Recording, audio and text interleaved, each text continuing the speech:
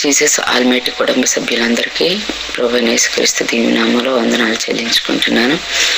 మరి ఈ దినము మరి ప్రత్యేకింపబడిన దినముగా స్త్రీలకు ఒక బుధవారము స్త్రీల కూడికకి ఒక ప్రత్యేకించినందుకే దేవునికి వందనాలు. అలాగే జీసస్ ఆల్మైటీ గాడ్ మరి జాషువా బ్రదర్ గారికి ప్రారంభించిన జాషువా బ్రదర్ గారికి మన నిండైన వందనాలు చేసుకున్నాం. ఎందుకంటే ఈ 2020లో ఈ శతాబ్దంలో స్త్రీలకు జీసస్ ఆల్మైటీ గాడ్ ద్వారా మరి జరుగుతున్న పరిచర్యలు స్త్రీలకు కూడా ఒక భాగాన్ని ఒక వారంలో ఒక రోజుని ఒక దినమును ఏర్పాటు చేసి మరి ఇలా స్త్రీలందరూ కూడుకోవడానికి దేవుడు చూపిన ఆ మహాకృపను బట్టి దేవాది దేవునికి మహిమ ఘనత ప్రభావాలు చెల్లించుకుంటున్నా. మరి ఈ దినము మనం మన వాక్యంలోకి వెళ్ళే ముందు మరి ఆన్లైన్లో ఉన్న ప్రతి బిడ్డకు దేవుని నామంలో వందనాలు శుభములు తెలియజేసుకుంటున్నాను. అలాగే ఇంతవరకు పాటలు పాడి దేవుని సన్నిధిలో స్తుతించిన ప్రతి బిడ్డకు ప్రభువైన యేసుక్రీస్తు నామంలో వందనాలు శుభములు తెలియజేసుకొని ప్రార్థన చేసుకొని వాక్య ధ్యానంలోనికి వెళదాం. మహోన్నతుడును మహాగణుడును సర్వోన్నతుడును సర్వాధికారి నిత్య నివాసివైన మా ప్రియ పరలోకపు తండ్రి నాయన మీకు వందనాలు. మీ పరిశుద్ధ ఘనమైన పాదములకు వందనాలు స్తుతులు స్తోత్రములు చెల్లించుకున్నాం. గడిచిన కాలం అంతా కాపాడారు. ఇదిగో ప్రభు ఈ దినము మరి స్త్రీలుగా మేము కూడి మీ సన్నిధిలో స్తుతించడానికి ఇచ్చిన గొప్ప భాగ్యాన్ని బట్టి మీకు వందనాలు స్తోత్రాలు చెల్లించుకుంటున్నాం. దేవా నా తండ్రి నాయన నా ముందు మరి ఒక 2 వారాలు మాట్లాడిన బిడ్డలు బట్టి మీకు వందనాలు స్తుతులు స్తోత్రములు చెల్లించుకున్నాం తండ్రి నాయన. మరి ఆ బిడ్డల ద్వారా మీరు మాట్లాడిన ప్రతి మాటను బట్టి మీకు వందనాలు స్తోత్రాలు. ఆయన నీ బిడ్డలు నిలబెట్టుకున్న విధానాన్ని బట్టి మీకు వందనాలు స్థుతులు స్తోత్రములు చెల్లించుకుంటున్నాను ప్రభా. మరి దినము మరి నేను మీ పక్షాన్ని నేను నిలబడుచుండగా ప్రభా మరి నన్ను కూడా మీ ఆత్మతో నింపండి. దేవానా తండ్రి నా మాటలైతే వ్యర్థమయ్యా, ఎవ్వరికీ నా మాటల వల్ల ఉపయోగం ఉండదు. మీ మాటలైతే నాయన నా తండ్రి మమ్మల్ని జీవింపజేస్తాయి, బ్రతికింపజేస్తాయి. కాబట్టి నన్ను మరుగు చేసి ప్రభా నా తండ్రి నాయన మీరే ప్రభా నా తండ్రి నాయన ప్రతి బిడ్డతో ఎవరికి ఏ వాక్యం అయితే అవసరమైందో ఆ వాక్యం ద్వారా మీరు మాట్లాడి మమ్మల్ని ప్రభా నా తండ్రి నాయన మాకు ఆత్మీయ జ్ఞానాన్ని ఇచ్చి మీ నామాన్ని మేము చెల్లించుకోండి. ఆయన వట్టి దానను ప్రభా నా తండ్రి ఏమీ లేని నా జ్ఞానము లేని దానను నన్ను మీ చేతిలో పెట్టుకున్నాను. సహాయం చేసి మీ జ్ఞానాత్మతో నన్ను నింపి మహిమ ఘనత ప్రభావాలు మీరొక్కరే పొందుకొని దీవించి ఆశ్రయించమని నాయన నా తండ్రి నాయన మీ కృపతో నన్ను నింపమని యేసునామమున చిన్న ప్రార్థన అడిగి వేడుకొని పొందుకున్నాం తండ్రి. ఆమేన్ ఆమేన్ ఆమేన్. మరి ఈ దినము చూసుకున్నట్లయితే మనము దేవుని సన్నిధిలో కొన్ని విషయాలు నేర్చుకోవడానికి దేవుడు మనకు చూపిన ఆ మహాకృపను బట్టి దేవాది దేవునికి మహిమ ఘనత ప్రభావాలు చెల్లించుకున్నాం. మరి ఈ దినము మనము ఒక 2 స్త్రీల గురించి మనము తెలుసుకుందామండి. ఆ 2 స్త్రీలు మరి మనకి ఎక్కడ కనబడతారు అని అంటే మత్తయి సువార్త 1వ అధ్యాయంలో మనకి ఆ 2 స్త్రీలు కనబడుతున్నారు. వాళ్ళు ఎవరంటే మనకు మత్తయి సువార్త 1వ అధ్యాయం చూసుకున్నట్లయితే 1 నుండి 17 వచనముల వరకు వంశావళులు ఉంటాయి. ఆ వంశావళిలో ఉన్న స్త్రీలు ఎంతమంది ఉన్నారంటే 4 స్త్రీలు ఉన్నారు. 4 స్త్రీలలో 2 స్త్రీలను మనము ఈ దినాన్ని చూసుకుందాం. 1 ఎవరంటే రాహాబు, 2 ఎవరంటే రూతు. మీకు వెంటనే వీళ్ళ గురించి ఓకే మైండ్లో ఒక చిత్రం ఏర్పడిపోయింది. ఓహో రాహాబు అంటే ఈవిడ, రూతు అంటే ఈవిడ. ఈ 2 కోసం మనం కొద్ది విషయాలు మాట్లాడుకుందాం. మనము ఈ రాహాబు అన్న ఆవిడని ఎక్కడ చూస్తాము అని అంటే ఈవిడని మన పాత నిబంధన గ్రంథంలో చూస్తాం. 2 పాత నిబంధన గ్రంథము స్త్రీలే. ఈ కొత్త నిబంధనకు వచ్చేటప్పటికి 1వ అధ్యాయము మత్తయి సువార్తకి 1వ అధ్యాయము పాత నిబంధనతో ఇది మనకి స్టార్టింగ్ అవుతుంది. స్టార్టింగే ఎవరంటే మత్తయి రాసిన సువార్త నుండి అబ్రహాము కుమారుడగు దావీదు కుమారుడని యేసుక్రీస్తు వంశావళి పేర్లు ఇక్కడ ఉన్నాయి. ఈ వంశావళి పేర్లలో స్త్రీల పేర్లు నలుగురి పేర్లు ఉంటే ఆ నలుగురు స్త్రీలు కాదు కానీ మనం ఒక ఇద్దరు స్త్రీలను తీసుకొని మనం మాట్లాడుకుందాం. ఈ ఇద్దరు స్త్రీలలో ఒకటి రాహాబు గురించి మనము ఇప్పుడు మాట్లాడుకుందాం. ఈ రాహాబు ఎవరు అనంటే ఈవిడ మరి రాహాబు ఎవరు? మనకి యెహోషువ గ్రంథము 2వ అధ్యాయములో మనకు ఆవిడ కనబడతారు. ఎవరంటే ఈ రాహాబు యెరికో పట్టణస్థురాలు. యెరికో దేశంలో, యెరికో యొక్క పట్టణంలో ఉంటున్న ఆవిడ. ఈ యెరికో పట్టణము మనకి ఇక్కడికి వచ్చేటప్పుడు యెహోషువ గ్రంథము 2వ అధ్యాయంలో మనం ఈ యొక్క రాహాబుని మనము చూడగలుగుతున్నాం. అయితే ఈ రాహాబు కన్నా చెప్పుకోవడానికి ముందు కొంచెం యెహోషువ గారి గురించి ఒక 1 మినిట్ మాట్లాడతాను. ఈ ఆదికాండము నుండి మరి మనం చూసుకున్నట్లయితే ఆదికాండము, నిర్గమాకాండము, లేవియాకాండము, సంఖ్యాకాండము, ద్వితీయోపదేశకాండం, ఈ 5 కాండాల్లో మనకి రెండో ఇది వచ్చేటప్పటికి నిర్గమాకాండముకి వచ్చేటప్పటికి మనకు అక్కడ ఒక వ్యక్తి కనపడతారు. ఆయన ఎవరు అని అంటే మోషే. ఈ మోషే గారితో పాటు ఐగుప్తు దేశం నుండి బయలుదేరిన వారిలో యెహోషువ ఒకరు. ఈ యెహోషువ ఐగుప్తు బానిసత్వం నుండి ఆయన ప్రజలు బయలుదేరేటప్పుడు మోషే గారితో కూడా ఉన్న ఒక యవ్వనస్తుడు అనమాట, ఒక యవ్వన బిడ్డ మోషే గారితో నడిచాడు. మోషే గారు చేసిన అద్భుతాలు, ఆశ్చర్యకర అన్ని తన కళ్ళారా చూసిన వ్యక్తి ఇక్కడికి వచ్చేటప్పటికి ఏమవుతుందంటే ద్వితీయోపదేశం కాండంకి వచ్చేటప్పటికి మోషే గారు మరణిస్తారు. అప్పుడు యెహోషువ గారికి దేవుడు న్యాయకత్వాన్ని అప్పగిస్తున్నారు. ఈ న్యాయకత్వాన్ని అప్పగిస్తున్నప్పుడు యెహోషువతో దేవుడు అంటారు, అయ్యా నేను మోషేకి తోడైనట్లే నీకు నేను తోడై ఉంటాను. మోషేని ఎలా అయితే నడిపించానో నేను కూడా నీకు అలాగే నడిపిస్తాను. కానీ నువ్వు బ్రతుకు దినములన్నిటిలో నువ్వైతే ఏం చేయాలి అని అంటే ధర్మశాస్త్రాన్ని పఠించడం మానకు. మరి ధర్మశాస్త్రాన్ని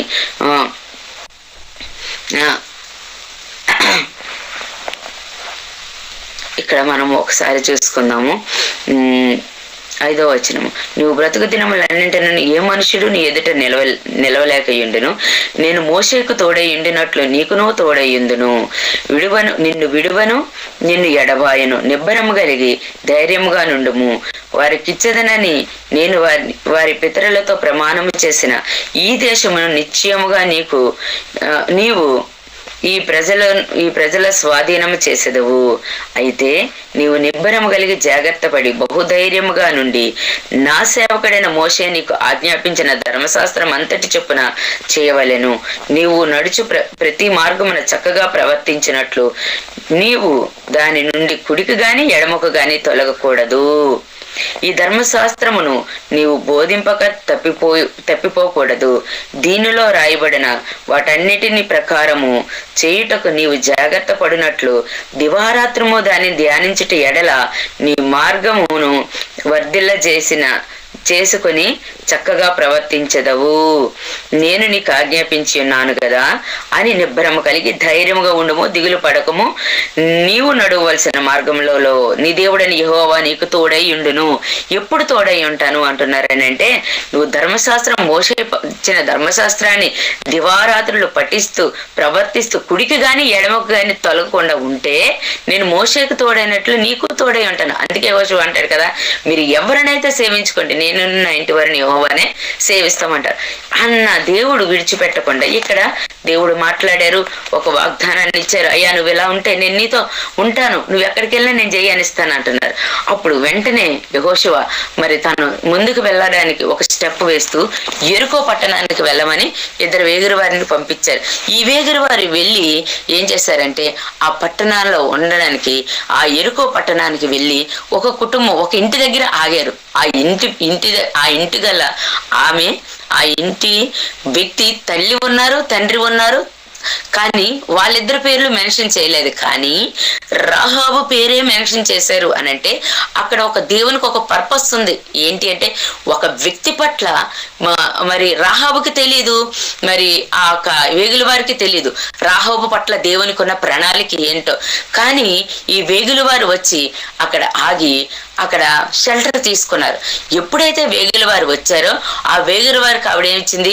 షెల్టర్ ఇచ్చింది. ఈ వేగుల వారు వచ్చారన్న విషయము, మరి ఆ ఊరిని, మరి ఆ ఊరి యొక్క పరిస్థితులు ఏంటి చూడడానికి వచ్చారన్న విషయము ఆ రాజుగారికి తెలిసింది. ఆ రాజుగారు తెలిసి ఆ రాజుగారేమో రాహాబు దగ్గరికి ఒక వర్తమానాన్ని పంపిస్తున్నారు.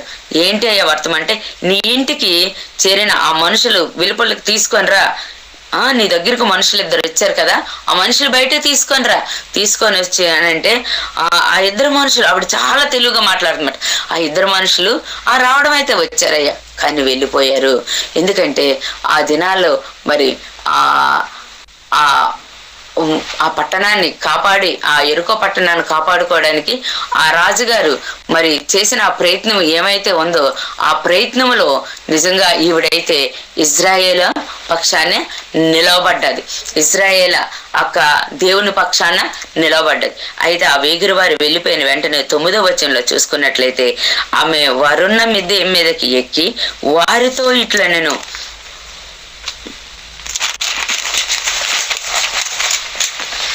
యెహోవా ఈ దేశం మీకు ఇచ్చిచున్నాడనియు, మీ వలన మాకు భయము పుట్టుననియు, మీ భయము వలన ఈ దేశవాసులందరూ ధైర్యం చెడుననియు నేను ఎరుగుదును. మీరు ఐగుప్తు దేశంలో నుండి వచ్చినప్పుడు మీ ఎదుట యెహోవా ఎర్ర సముద్రపు నీరుని ఎలాగూ ఆరిపోజేసనో, యొర్దానును తీరమునున్న అమోరీయుల ఇద్దరు రాజులైన సీహోనుకును ఓగుకును మీరేమి చేసిరో అలాగూ మీరు వారిని ఎలాగూ నిర్మూలన చేసిరో ఆ సంగతి మేము వినినప్పుడు మా గుండెలు కరిగిపోయాను. మీ దేవుడని యెహోవా పైన ఆకాశమందును క్రింద భూమి అందును దేవుడే. మీ ఎదుట ఎట్టి మనుషులకైనను ధైర్యం ఏమాత్రమూ ఉండదు. నేను మీకు ఉపకారం చేసేతను కనుక మీరును నా తండ్రి ఇంటి వరకు ఉపకారం చేసి నాకు నిజమైన ఆనవాళ్ళు ఇచ్చి, నా తండ్రియు నా తల్లియు నా అన్నదమ్ములను నా అక్క చెండులను వారికి కలిగిన వారందరూ చావకుండా బ్రతికిచ్చి రక్షించినట్లు దయచేసి యెహోవా తోడని ప్రమాణము చేయుచున్నాను నేను. ఈ వేగుల వారిని ఇద్దరిని దాచిందండి. ఎవరు? ఈ రాహాబు అనే వేశ్య వేగుల వారిని దాచి ఒక మాట చెప్తుంది. ఏమనంటే, పైన ఆకాశం అందును కిందన భూమి అందును మీ దేవుడు వంటి దేవుడు లేరు. పైన ఆకాశం అందును కింద భూమి అందును దేవుడే. మీ ఎదుట ఎట్టి మనుషుడైనను ధైర్యం ఏమాత్రం ఉండదు.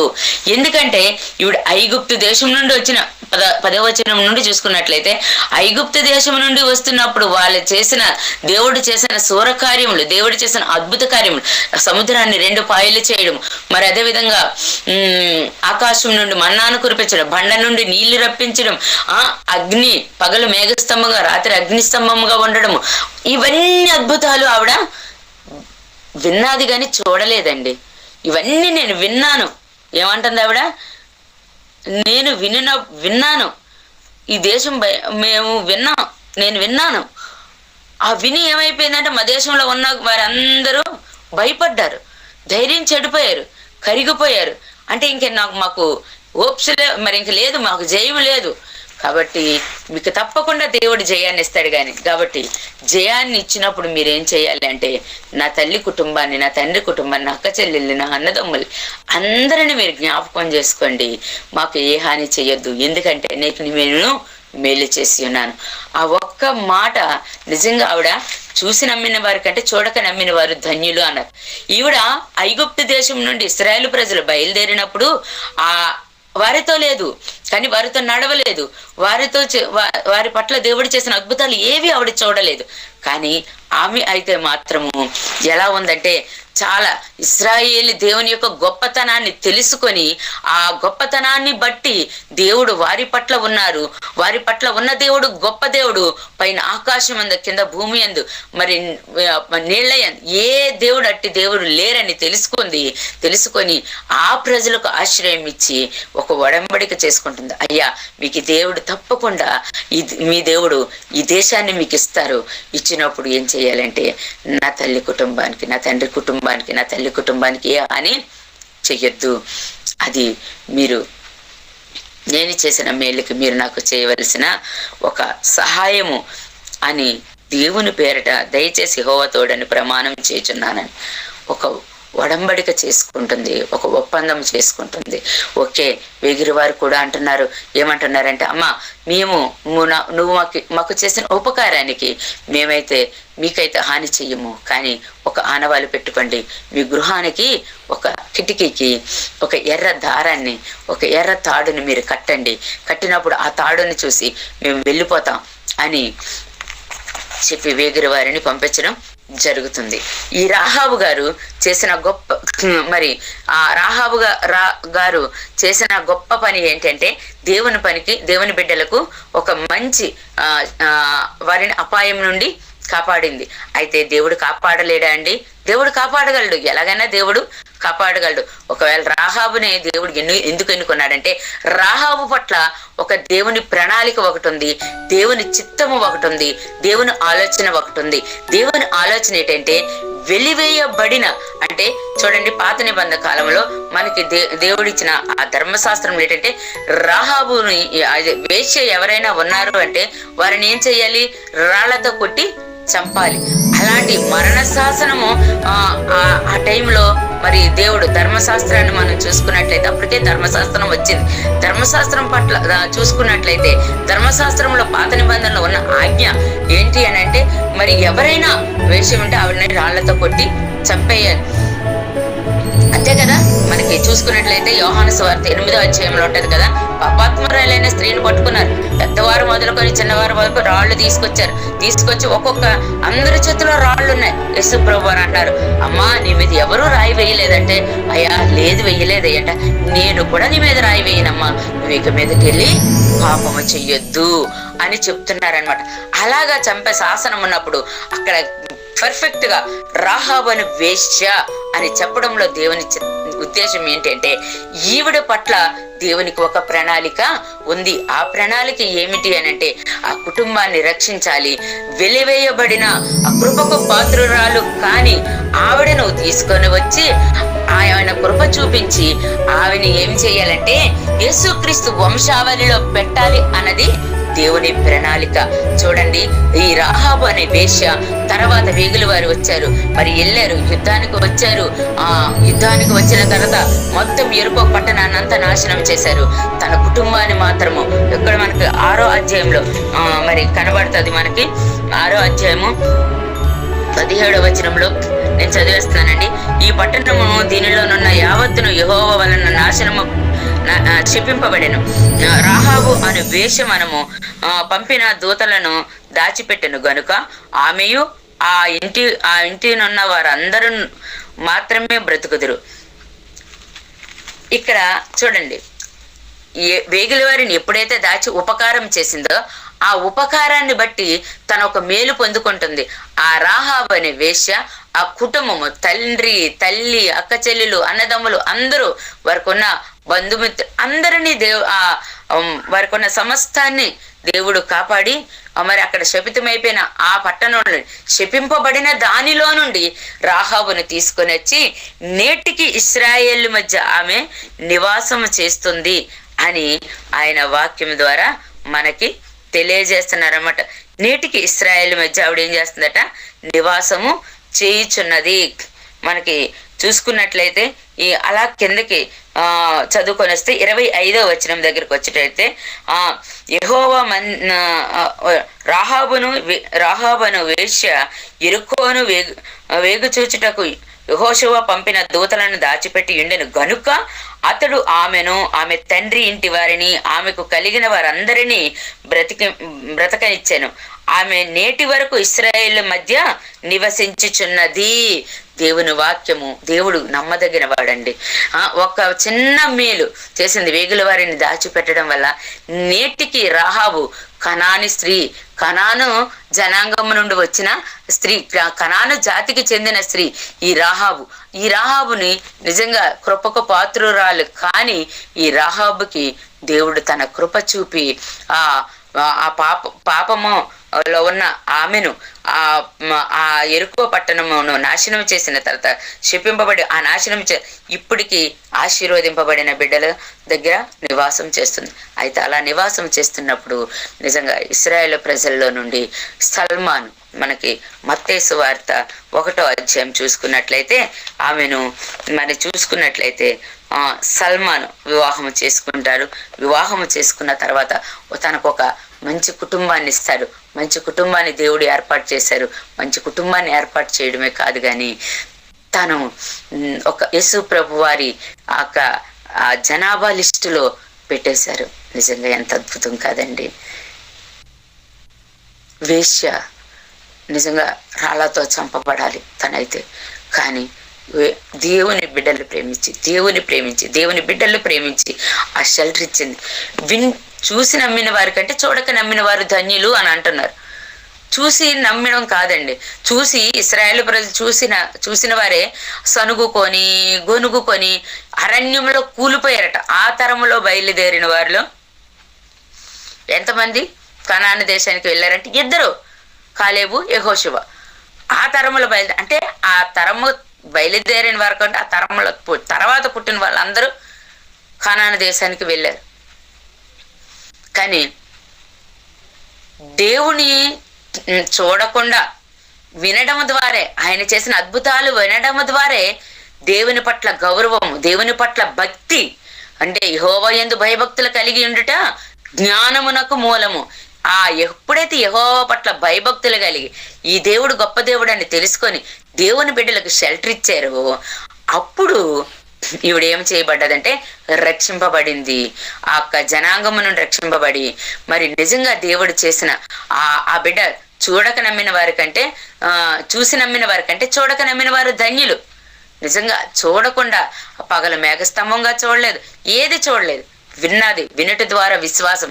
నిజంగా ఆ విశ్వాసాన్ని బట్టి, ఆమెకున్న విశ్వాసాన్ని బట్టి నిజంగా ఆ గొప్ప కార్యం తన పట్ల దేవుడు జరిగించాడు. నిజంగా ఈ దినాన మేము ఎన్నో మరి ఎలా ఉంటున్నాం. రాహాబు నిజంగా ఒక వేశ్య అయినప్పటికీ దేవుని యొక్క యేసు ప్రభు వారు ఒక ఆ వంశావళిలో ఉండడానికి రహాబుకి దేవుడు ఒక అర్హతని చేకూర్చారు. నిజంగా అర్హత లేని వాళ్ళము మనం ఆ రక్షణకు, కానీ దేవుడు మనకు అర్హతను చేకూర్చి ఇంత గొప్ప రక్షణ మనకు ఇచ్చి ఉన్నారు. నిజంగా ఒక మాట, కృపకు పాత్రురాలు కాదు, దేవుని కృపకు కరుణకు పాత్రురాలు కాదు. అయినప్పటికీ రాహాబుకి దేవుడు తన కృప, తన కరుణ చూపించి ఆ దేవుని కృప వల్ల మార్పు పొంది చక్కగా అభిషక్తుడైన యేసు ప్రభు వారి వంశావళిలో చేర్చడానికి నిజంగా చేర్చబడ్డాది ఆవిడ. ఎంత ధన్యత కదండి. ఆమె చూపిన విధేయత, ఆమె చూపిన దేవుని పట్ల, దేవుని బిడ్డల పట్ల వాళ్ళని చూసి భయపడలేదండి, వారి పక్షాన ఉన్న దేవుణ్ణి చూసి రాహాబు భయపడింది. భయము కలిగి వారికి భయము పడ్డం వేరు, భయం నటించడం వేరు. కొంతమంది భయపడినట్టు నటిస్తారు. ఆ నటన భయంకరమైందనమాట. ఎంత భయంకరమైందంటే దేవుడు ఒక మాట అంటారు, ఒక ప్రకటన గ్రంథంలోనే, ఆ వేశ్యనైనా క్షమిస్తారట కానీ వేషధారిని మాత్రం దేవుడు క్షమించారంట. వేషధారణ భయంకరమైన స్థితికి తీసుకెళ్ళిపోద్ది. ఎక్కడ మన వేషధారణ, మన యొక్క జీవితం అంతా బట్ట బయలవుతుంది. ఆయన రాకడలో ఖచ్చితంగా మన జీవితం ఏమై ఉన్నదో అది బట్ట బయలవుతుంది. మనం ఎలా ఉన్నామో మనల్ని మనమే పరీక్షించుకోవాలి, మనల్ని మనమే విమర్శించుకోవాలట. అందుకే అంటారు కదా, మనం అంటే ఇది తప్పు అని దేవుడు మనకు చూపిస్తున్నాడు. ఆ తప్పుని విడిచిపెట్టిన తర్వాత మళ్ళీ దాని వైపు మనము చూడకూడదు. రాహాబు ఎప్పుడైతే దేవుడు కాపాడారో మళ్ళీ ఆ వేశ్య వృత్తి వైపు వెళ్ళలేదండి. దేవుని బిడ్డలతో కలిసి వారితో సహవాసం చేసుకుంటూ వారితోటే ఉన్నప్పుడు సల్మాన్కి తను ఆ వివాహం చేసుకున్నాడు. ఒక గొప్ప జీవితాన్ని పెట్టి తనని మరి ఒక ఉన్నతమైన స్థితిని ఏర్పరిచారు. ఆ ఉన్నతమైన స్థితి ఎక్కడికి తీసుకెళ్ళిందంటే అభిషక్తుడైన యేసు ప్రభు వారి వంశావళిలోకి తీసుకొని వెళ్ళింది. ఎంత గొప్ప దేవుడు అండి మన దేవుడు. యెహోవా తమకు దేవుడుగా గల జనులు ధన్యులు. ఆ ధన్యతలోకి తను వెళ్ళింది. ఇంకొక స్త్రీ గురించి మనం చూసుకుందాం. రూతు గారు. రెండు ముక్కలు రూతు గారి కోసం చెప్తాను నేను. రూతు గ్రంథము మరి నిజంగా న్యాయాధిపతుల తర్వాత మనకి కనిపించే వ్యక్తి రూతు గారు. నిజంగా ఆ రూతు గారు ఒక ఆమె పేరున ఒక పుస్తకాన్నే దేవుడు ఏర్పాటు చేశారు. ఈ రూతు గారు ఎవరు? నయోమి కోడలు. నయోమి ఎక్కడి నుండి బయలుదేరింది? నయోమి ఎవరు? ఇశ్రాయేలు వంశస్థురాలు. నయోమి భార్య, నయోమి భర్త బెత్లెహేము నుండి, యోధా బెత్లెహేము నుండి బయలుదేరి మోయాబు దేశానికి వెళ్ళారు. ఎందుకంటే ఒక కరువు ఉన్నదని, ఆ ఒక్క బెత్లెహేములో కరువు ఉందని. అసలు బెత్లెహేం అంటే అర్థం ఏంటి అనంటే రొట్టెల గృహము. బెత్లెహేం అంటే అర్థం ఏంటి? రొట్టెల గృహము. ఈ రొట్టెల గృహం అంటే సమృద్ధైన ఆహారం ఉంది. అయితే అక్కడ కరువు వచ్చింది. కరువు వస్తే నయోమి గారు ఆ కరువుకు భయపడిపోయో మరి భర్త మాట విన్నదో అక్కడ ఏం జరిగిందో తెలియదు కానీ బయలుదేరి మోయాబు దేశానికి వచ్చేసారు. మోయాబు దేశానికి ఎంతమందితో? భర్త, 2 బిడ్డలు, తను బయలుదేరి వచ్చారు. ఇక్కడ మోయాబు దేశానికి వచ్చిన తర్వాత బిడ్డలిద్దరికి వివాహం చేసింది. భర్త చనిపోయాడు, బిడ్డలిద్దరూ చచ్చిపోయారు. చనిపోయిన తర్వాత తిన తీసుకుంటున్న నిర్ణయం ఏంటంటే, అమ్మ మళ్ళీ నా దేశానికి నేను వెళ్ళిపోతాను, కాబట్టి మరి కోడళ్ళారా మీరిద్దరూ మీ అమ్మగారి ఇంటికి వెళ్ళిపోండి అని అన్నప్పుడు అప్పుడు వార్ప చక్కగా వస్తుంది. పెద్ద కోడలు ముద్దు పెట్టుకుంటుంది. ముద్దు పెట్టుకొని అమ్మ నేను వస్తాను బాయ్ అని చెప్పేసి వెళ్ళిపోతుంది. ఇక్కడ రెండో కోడలు ఉన్నారు, ఆవిడ పేరే రూతు. ఈవిడు మోయాబు వంశానికి చెందినదే. మోయాబు ఏ వంశం నుండి వచ్చిన వారు మనందరికీ తెలుసు, ఎందుకంటే బ్రదర్ ఆల్రెడీ చెప్పి ఉన్నారు. ఆది కాండంలో నుండి లోతు వంశావళిలో నుండి లోతు 2 బిడ్డలు కదా, ఆ విషయం మనకు తెలిసిందే. ఆ 2 కుమార్తెల్లో నుండి ఒక వంశావళిలో నుండి వచ్చిన ఆ మోయాబు వంశం అనమాట. అయితే శపితమైన వంశం, అందులో నుండి వచ్చి ఇశ్రాయేలు బిడ్డడైన మరి నయోమి కుమారుల్లో ఒక కుమారుణ్ణి, చిన్న కుమారుని వివాహం చేసుకోవడంతో ఆ అబ్బాయి చనిపోయారు. నువ్వు వెళ్ళిపోమ్మంటే ఆవిడ ఒక నిర్ణయం తీసుకుంటుంది అక్కడ. మరి ఆ ఒక్క మాట చదివేసి నేను ముగించేస్తాను. ఏంటంటే ఆవిడ ఏమంటుందో ఒక మాట చూడండి. అమ్మ వాళ్ళ కోడలు నయోమి అంటుంది రూతుతో, ఒకసారి వారు ఎలుగెత్తి ఏడవగా వార్ప తన అత్తను ముద్దు పెట్టుకొనెను, రూతు ఆమెను హత్తుకొనెను. ఇట్లుండగా ఆమె, ఇదిగో నీ తోటికోడలు తన జనము నొద్దకును తన దేవుని యొద్దకును తిరిగి పోయినదే, నీవును నీ తోటికోడలి వెంబడి వెళ్ళుమనెను. అందుకు రూతు తను ఎంత చక్కగా మాట్లాడుతుందని, నా వెంబడి రావద్దనియు నన్ను విడిచిపెట్టుమనియు నన్ను బతిమాలు కొనవద్దు, నువ్వు వెళ్ళి చోటకే నేను వచ్చేదను, నీవు నివసించే చోటనే నేను నివసించెదను, నీ జనమే నా జనము, నీ దేవుడే నా దేవుడు, నువ్వు మృతి పొంది చోటనే నేను మృతి పొందెదను, అక్కడనే పాతి పెట్టబడుదును, మరణము తప్ప మరి ఏదైనాను మమ్మల్ని నిన్ను నన్ను ప్రత్యేకించిన ఎడల యెహోవా నాకు ఎంత కీడైనా చేయగాక అని ఒక మంచి నిర్ణయం తీసుకుందండి. ఒక శపితమైన ఒక జనాంగంలో నుండి వచ్చింది రూతు. మరి వివాహం అయితే గొప్ప వ్యక్తితో జరిగింది, తను మరణించారు, తనకి ఇంకొక మార్గం లేదు. వెళ్ళిపోతే అమ్మగారి ఇంటికి వెళ్ళిపోవచ్చు, అమ్మగారికి జనాంగంలో కలిసిపోవచ్చు. ఆ ఛాన్స్ ఇచ్చేసింది నయోమి. కానీ రూతు ఆ ఛాన్స్ని తీసుకోలేదు సరికదా అంటుంది. ఏమంటుంది? నీ జనమే నా జనము, నీ దేవుడే నా దేవుడు, నువ్వెక్కడుంటావో నేను అక్కడే ఉంటాను, నువ్వెక్కడికి మరణిస్తావో నేను అక్కడ. ఎందుకంటే ఒక్కసారి నేను ఏ శపితమైన దానిలో నుండి వచ్చానో ఆ శపితమైన దానిలోకి నేను మళ్ళీ వెళ్ళను. నీ దేవుడు గొప్ప దేవుడు, నీ దేవుడే నా దేవుడు, నువ్వు నీ దేవునితో నీతోనే ఉండడానికి నేను ఇష్టపడుతున్నాను. ఒక గొప్ప నిర్ణయం తీసుకుందండి. ఆ నిర్ణయం పట్ల తీసుకున్న ఆమెను దేవుడు ఊరకనే విడిచిపెట్టలేదు. నయోమిని మళ్ళీ బెత్లెహేముకు తీసుకొని వచ్చినప్పుడు నయోమి మరి నా రూతు మరి ఎంత ఆశీర్వదింపబడినదో మనందరికీ తెలుసు. మనం తీసుకున్న నిర్ణయాలు మనల్ని ఉన్నతమైన స్థితికి తీసుకుని వెళ్తాయి. నిజంగా రూతు భవిష్యత్తు చూసుకున్నట్లయితే 3 వారిపైన తన జీవితము, మరి ఇంకా భర్త చనిపోయారు అని అంటే ఇంకా అక్కడతో జీవితము ఇంకా లేదు. అలాంటి విధవరాలు తనని చూసుకున్నట్లయితే భర్త లేడు, విధవరాలు. ఇప్పుడు 2 స్త్రీలు మిగిలారు, 3 స్త్రీలు మిగిలారు. ఈ 3 స్త్రీల్లో ఒక స్త్రీ విడిచిపెట్టి వెళ్ళిపోయింది. ఈ 2 స్త్రీలు మరి వాళ్ళకి కలిగినవన్నీ కోల్పోయారు. పొట్ట చేత పట్టుకొని మళ్ళీ తన దేశానికి తను వస్తుంది. ఎలా వస్తుందంటే నిండు చేతులతో వెళ్ళి, నిండుగా వెళ్ళింది కుటుంబము, ఒట్టి చేతులతో తను వస్తుంది. అలాంటి తన జీవితంలో దేవుడు గొప్ప వెలుగునిచ్చారు. గొప్ప మరి మోడివారైన తన జీవితాన్ని చిగురింపజేశారు. మరి రాహాబు సల్మానం చేసుకుంటే రాహాబుకి సల్మాన్కి పుట్టినవారే బోయాజు. మనకి ఇక్కడ కనబడుతుంది కదా, మత్తయి సువార్త 1వ అధ్యాయంలో. ఎవరండి? రాహాబు సల్మాన్కి రాహాబుకి పుట్టిన కుమారుడు బోయాజు. ఈ యొక్క బోయాజును కనెను. బోయాజు రూతునందు ఓబేదును కనెను. ఈ యొక్క బోయాజు మరి రూతుని వివాహం చేసుకున్నారు. రూతుని వివాహం చేసుకొని రూతు నుండి ఎవరిని కన్నారు? ఓబేదును కనెను. ఓబేదు యెషయాని కనెను. యెషయా దావీదు రాజైన దావీదును కనెను. ఇక్కడ మనం చూసుకున్నట్లయితే అర్హత లేదు ఇద్దరికీ. యేసుక్రీస్తు వంశావళిలో పేరుండడానికి ఎట్టి అర్హత లేదు. అయినప్పటికీ మరి వారి జనాంగాన్ని చూసుకున్నట్లయితే, ఇద్దరు జనాంగాన్ని చూసుకున్నట్లయితే ఇద్దరు ఆశీర్వదింపబడిన జనాంగానికి చెందిన వారు కాదు. ఒకరు చూస్తే కనాను జాతికి చెందినవారు, ఒకరు రాహాబు చూసినట్లయితే కనాను జాతికి చెందిన స్త్రీ, రూతు చూసినట్లయితే మోయాబు జాతికి చెందిన స్త్రీ. వీరిద్దరూ ఇజ్రాయేల్ జాతికి చెందిన వారు అయ్యారు. వీళ్ళిద్దరూ ఇశ్రాయేల్ జాతికి చెందినవారు కాదు. అయినప్పటికీ దేవుడు తన కృపను బట్టి, తన కరుణను బట్టి, తన దయను బట్టి వీరిద్దరిని దేవుని కృపకు పాత్రులు చేశారు. ఇదేనండి కృప అంటే.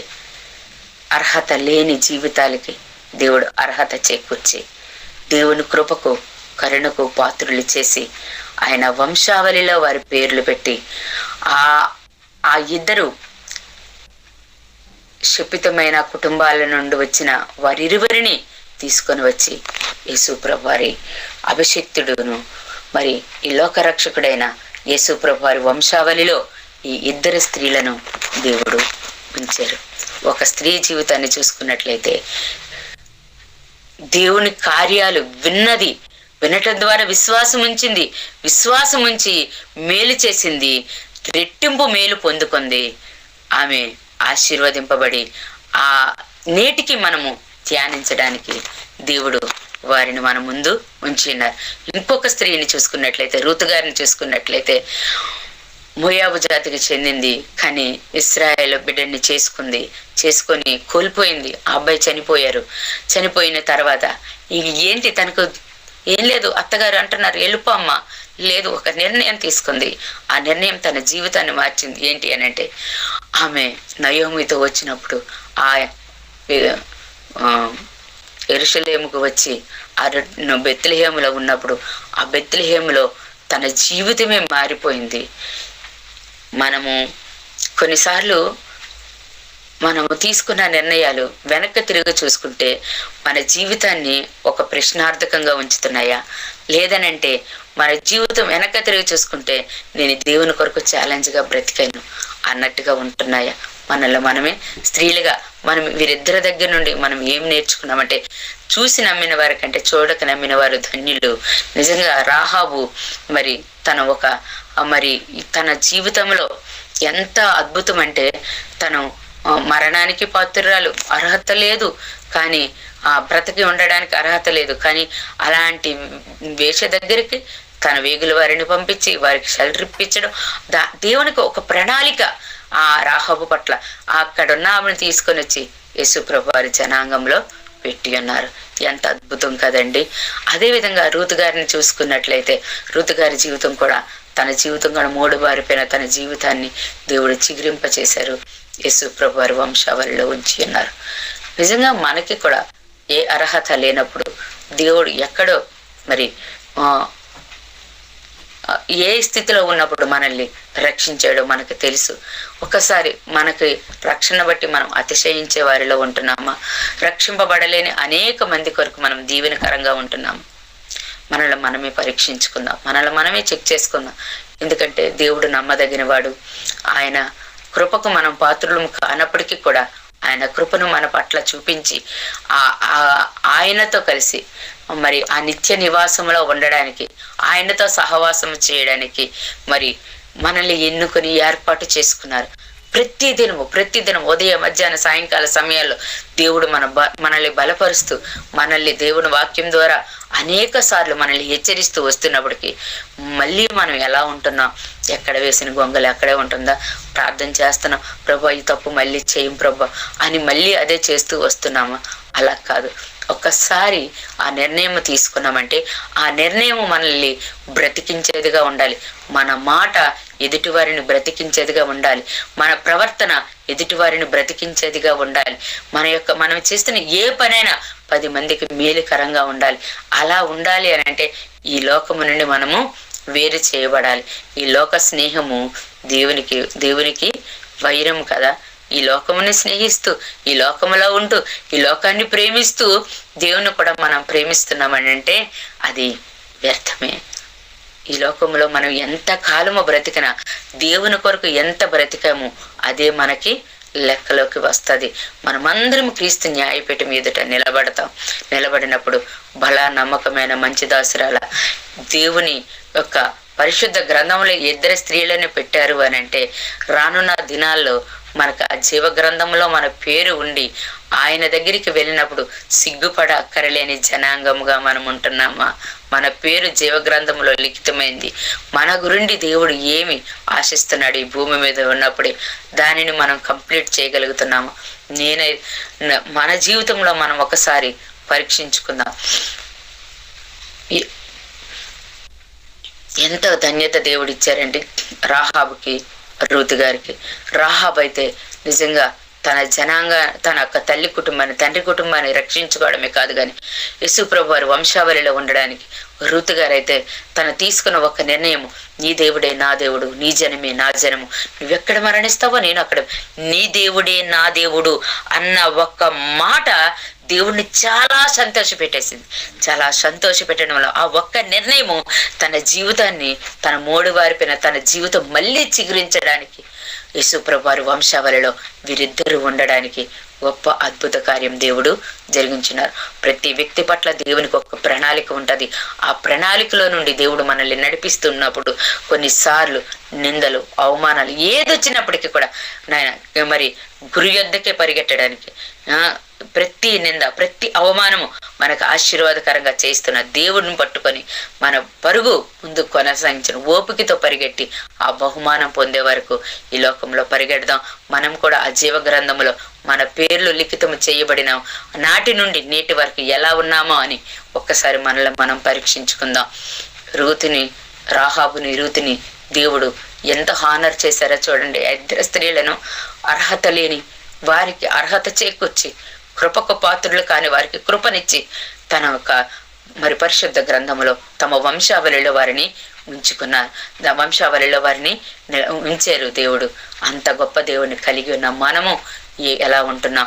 నిజంగా ఒక్కసారి మలాకి నుండి మత్తయి సువార్త వరకు చేసుకున్నట్లయితే దేవుడు మాట్లాడడం మానేశారు తన ప్రజలతో. 400 సంవత్సరాలు చీకటి కాలం, నిశ్శబ్దము తర్వాత ఒక అద్భుతము ఏంటి అని అంటే శపితమైన దాని నుండి ఆశీర్వాదాలు తీసుకొచ్చి అక్కడ అంటున్నారు, దయాప్రాప్తురాల నీకు శుభము, ఒక దూతను పంపించి మాట్లాడుతున్నారు. ఈ నిశ్శబ్దంలో నుండి వచ్చిన శబ్దమే ఆశీర్వాదము, అభిషేకము. దేవుని కుమారుడు వచ్చారు ఈ లోకానికి మన పాపముల కొరకు ఆయన మరణించడానికి, కలువరి శిలువలో రక్తము కార్చి ప్రాణము పెట్టడానికి వచ్చిన ఆయన చేసిన త్యాగము మనకి అర్హత లేని మనలందరినీ కూడా ఆయన రాజ్యానికి పాత్రులు చేసింది. అటువంటి కృపను దేవుడు మనకి దయచేశారు. ఏ అర్హత ఉందండి ఆయన బిడ్డలుగా ఉండడానికి, ఆయన పిల్లలుగా పిలవబడ్డానికి? నాకైతే ఏ అర్హత లేదు. కానీ అర్హత లేని నన్ను ఆయన ప్రేమించి నాకు ఇచ్చిన గొప్ప రక్షణ బట్టి దేవాది దేవునికి మహిమ, ఘనత, ప్రభావాలు చెల్లించుకున్నా. ఇచ్చిన అవకాశాన్ని బట్టి దేవునికి వందనాలు చెల్లించుకున్నాను. మరి ముఖ్యంగా జాషువా బ్రదర్కి కూడా నా నిండైన వందనాలు చెల్లించుకుంటూ దేవుడి ఇచ్చిన వాక్యాన్ని దీవించి ఆశీర్వదించును గాక. చిన్న ప్రార్థన చేసుకొని ముగించుకుందాం. ప్రేమగల తండ్రి, అర్హత లేని నాకు అర్హతను చేకూర్చి నీ వాక్యాన్ని పంచుకోవడానికి మీరు ఇచ్చిన మహాకృపను బట్టి మీకు వందనాలు, స్తుతులు, స్తోత్రములు చెల్లించుకుంటూ ఈ వాక్యాన్ని దీవించి వింటున్న ప్రతి ఒక్కరూ ఆశీర్వాదింపబడడానికి మీ సహాయం దయచేసి మీరే మహిమ, ఘనత, ప్రభావాలు పొందుకునమని యేసు నామముల ప్రభు ఈ వాక్యాన్ని మీ హస్తాలకు అప్పచెప్పుకుంటూ దీవించి అనేక మందికి దీవెనకరంగా ఉండడానికి మీ గొప్ప కృప దయచేయమని యేసు నామం చిన్న ప్రార్థన అడిగి వేడుకుని పొందుకున్నాం తండ్రి. Amen, amen, amen. అందరికీ వందనాలండి. Thank you Jesus. Praise the Lord. మేము చేసే ప్రతి వీడియో అప్డేట్స్ మీకు నోటిఫికేషన్ రూపంలో రావాలి అంటే మీ ఫోన్లో యూట్యూబ్ ఛానల్లో జీసస్ ఆల్మైటీ గాడ్ అని టైప్ చేసి సెర్చ్ చేసినట్లయితే జీసస్ ఆల్మైటీ గాడ్ యూట్యూబ్ ఛానల్లో సబ్స్క్రైబ్ అనే బటన్ని ప్రెస్ చేసి దాని పక్కన ఉన్న బెల్ బటన్ని కూడా ప్రెస్ చేయండి. దీని ద్వారా మేము చేసే ప్రతి వీడియో అప్డేట్స్ మీరు మిస్ అవ్వకుండా నోటిఫికేషన్ రూపంలో పొందుకుంటారు. Thank you.